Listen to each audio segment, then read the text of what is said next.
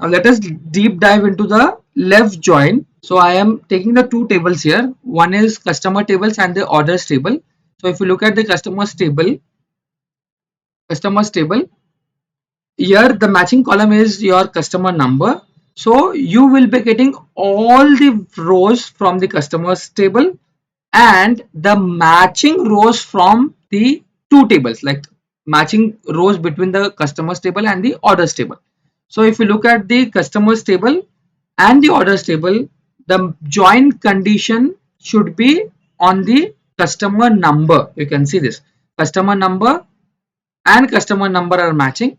So if I arrange this in the ascending order, you can see the value or the customer number is starting with 103, and if I arrange this, you can see 103, 112, 114 and so on, 112, 114 and so on. But there are some rows where you do not find a matching customer number. So I want all the customer numbers from the customer tables and the matching from the orders table.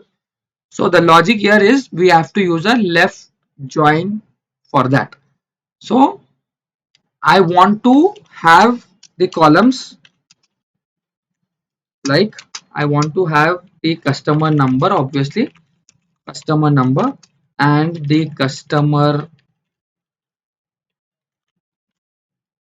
name, and I want the order number. So order number is from the orders table and the customer number is from the customer table. Customer name is also from the customer table. I want these three columns. Okay.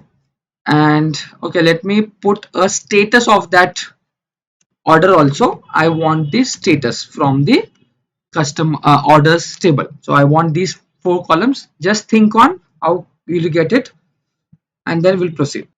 So let us start the solution here. Let me zoom in. Now I'll be using a select. I will select the column names later on. So from the table name, your table is your customers table, because I want all the records from the customers table. I'm using a left join orders table. Right is your orders table. On, I'm using a on. The matching column between these two is your customer number. I can use a using clause, but let me do it by using an equal to operator. So let me call this as the customers table as C, orders table as O. So from the customers table C, from the orders table O dot customer number equal to C dot customers table. Now I'm going to select the C dot customer number. Yeah, I'm getting a suggestion. And then I want a customer name that is from the same customers table. Customer name. Okay, customer number, customer name. Then I want the order number from the order table, order number, and then I want the order status. Yeah, let me execute this.